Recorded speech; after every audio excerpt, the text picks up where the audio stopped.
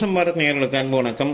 கடந்த 2 தினங்களாக தமிழ்நாட்டில் என்ன நடக்குதுன்னு ஒன்றுமே புரியல நமக்கு. அதாவது முன்னணி ஊடகங்கள் மக்களுடைய பிரச்சனையை முன்வைத்து அரசாங்கத்துக்கு வழிகாட்ட வேண்டிய பொறுப்பில் இருக்கிற ஊடகங்கள் திரைப்படத்துக்கு ரிவ்யூ சொல்லிட்டு இருக்கிறாங்க. அதாவது கடந்த 2 தினங்களுக்கு முன்னாடி வெளியான ஒரு மிக முக்கியமான ஒரு படம்னு சொல்லி தேட்டராக போய் தேட்டருக்கு முன்னாடி நின்று படத்தை பற்றி நீங்கள் என்ன நினைக்கிறீங்க, அதுவும் படத்தை பற்றி உண்மையிலேயே என்ன கருத்து சொல்கிறான்னா அவனை மடக்கி அந்த படத்தை ப்ரமோட் பண்ணணும், அது மாதிரி வகையான ஒரு கருத்தை அந்த பேட்டி தர்றவங்க வகையிலேருந்து வர வைக்கிறாங்க.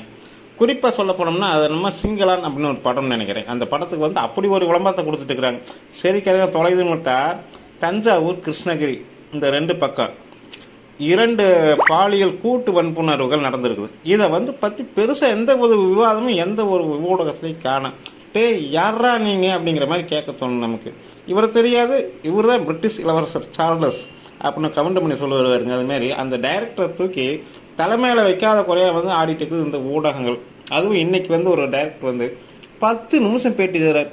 நான் ரொம்ப நசுக்கப்பட்டேன், ரொம்ப பிதுக்கப்பட்டேன், நான் வாழ்க்கையில் ரொம்ப வாழ்க்கையில் கஷ்டப்படாமல் யாரா இருந்துக்கிறாங்க, யார் தான் மேலே வந்துக்கிறாங்க சொல்லுங்கள். நடிகர் நாகேஷ்ல இருந்து சந்திரபாபுலேருந்து யாராவது பிறக்கிறப்பே சினிமா நடிகனா பிறந்துக்கிறாங்களா சொல்லுங்கள்.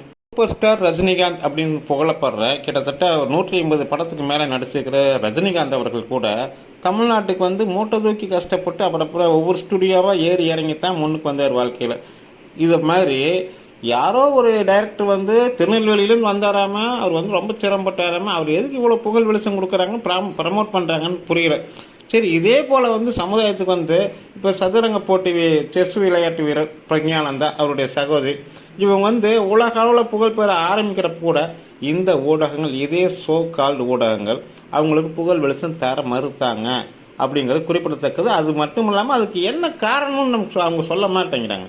இப்படித்தான் கடந்த காலங்களில் இவங்க தலையில் தூக்கி வச்சுட்டு ஆடின நடிகர் சூர்யா, அவருடைய மனைவி ஜோதிகா, இவங்கெல்லாம் சமூகத்துக்கு பல கருத்துக்களை சொல்கிறேன்னு சொல்லி பேட்டி அப்பப்போ கருத்துக்களை சொல்லிட்டு இருந்தாங்க. அது மட்டும் இல்லாமல் இந்த சித்தார்த்து, பிரகாஷ்ராஜ் இவங்கெல்லாம் தற்போது தமிழ்நாட்டில் கிருஷ்ணகிரி, தஞ்சாவூர் இந்த பக்கம்லாம் நடந்துட்டு இருக்கிற பாலியல் அத்துமீறல்களை பற்றி ஏதாவது ஒரு வார்த்தை பேசியிருப்பாங்களா நீங்களே சொல்லுங்கள். அது பெரிய கர்நாடக போராளி ஒருத்தர் இருப்பார் பிரகாஷ்ராஜ்னு. சந்திராயன் விஷயம் வர்றப்ப பிரதமர் அங்கே சந்திராயனில் நிலவில் ஒருத்தர் டீ யாத்திரை மாதிரி ஒரு கார்ட்டூன் போட்டிருந்தார். அவரை எல்லாம் போராளி மாதிரி புகழ்ந்தாங்க இந்த ஊடகங்கள். அது மட்டும் இல்லாமல் இந்த தோழர் சுந்தரவல்லி, இந்த உத்தரப்பிரதேசத்தில் ஏதாவது பாலியல் அத்துமீறல் சம்பவம் நடந்துச்சுன்னா மெழுகுவர்த்தி ஏந்தி பெரிய ஒரு போர்க்களத்துக்கு போகிற மாதிரி மெழுகுவர்த்தியோட ஒரு கூட்டத்தை கூட்டிகிட்டு ஒரு எம்பி, திமுக எம்பி போவாங்க. அவங்க பேர் கனிமொழி. இவங்கெல்லாம் இப்போ இந்த கொல்கத்தா சம்பவத்துக்கும் வாய் திறக்க மாட்டேங்கிறாங்க. அதே மாதிரி தமிழ்நாட்டில் கிருஷ்ணகிரி மாவட்டத்தில் நடக்கிற பாலியல் அத்துமீறலுக்கும் தஞ்சாவூரில் நடக்கிற பாலியல் அத்துமீறலுக்கும் மௌனம் சாதிச்சுட்டு இருக்கிறாங்க. இது போல் கம்யூனிஸ்டில் சொல்லவே வேண்டாம். அவங்க கிட்டத்தட்ட விலையே போயிட்டாங்க, அடிமையாகவே ஆயிட்டாங்க. ஸோ இவங்க வாயிலையில் இப்போ என்ன இருக்குதுன்னு எனக்கு தெரியல. உங்களுக்கு தெரிந்தால் நீங்கள் கமெண்ட்டில் சொல்லுங்கள். நன்றி, வணக்கம்.